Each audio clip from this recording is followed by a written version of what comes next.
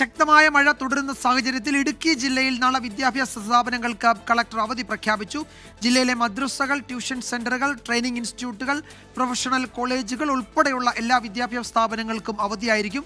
എന്നാൽ റെസിഡൻഷ്യൽ വിദ്യാഭ്യാസ സ്ഥാപനങ്ങൾക്ക് അവധി ബാധകമല്ല.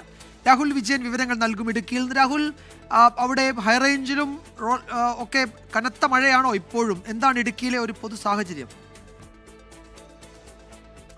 ഇടുക്കിയിൽ പരക്കെ ഇടവിട്ട് ശക്തമായ മഴ പെയ്യുകയാണ്. ഈ സാഹചര്യത്തിലാണ് ജില്ലാ കളക്ടർ ഇടുക്കിയിലെ വിദ്യാഭ്യാസ സ്ഥാപനങ്ങൾക്ക് അവധി പ്രഖ്യാപിച്ചിരിക്കുന്നത്. ട്യൂഷൻ സെന്ററുകൾ, മദ്രസ, അതുപോലെ തന്നെ പ്രൊഫഷണൽ കോളേജുകൾ ഉൾപ്പെടെയുള്ള വിദ്യാഭ്യാസ സ്ഥാപനങ്ങൾക്ക് നാളെ അവധിയായിരിക്കും എന്നുള്ളതാണ് ജില്ലാ കളക്ടർ അറിയിച്ചിരിക്കുന്നത്. മഴയ്ക്കൊപ്പം ശക്തമായ കാറ്റും വീശുന്നുണ്ട്.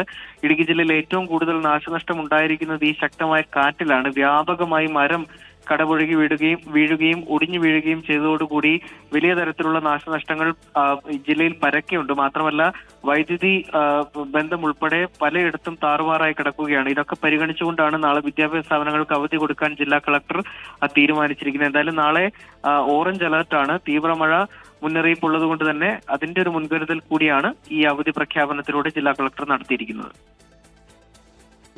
ഇടുക്കിയിലെ വിദ്യാഭ്യാസ സ്ഥാപനങ്ങൾക്ക് അവധി പ്രഖ്യാപിച്ചിരിക്കുകയാണ്. നേരത്തെ സൂചിപ്പിച്ചതുപോലെ ശക്തമായ മഴ അവിടെ തുടരുകയാണ്. ഓറഞ്ച് അലേർട്ടൊക്കെ പ്രഖ്യാപിച്ചിട്ടുണ്ട്. മദ്രസകൾ, ട്യൂഷൻ സെന്ററുകൾ, ട്രെയിനിംഗ് ഇൻസ്റ്റിറ്റ്യൂട്ടുകൾ, പ്രൊഫഷണൽ കോളേജുകൾ ഉൾപ്പെടെ വിദ്യാഭ്യാസ സ്ഥാപനങ്ങൾക്ക് അവധിയാണ്. എന്നാൽ റെസിഡൻഷ്യൽ വിദ്യാഭ്യാസ സ്ഥാപനങ്ങൾക്ക് അവധി ബാധകമല്ല.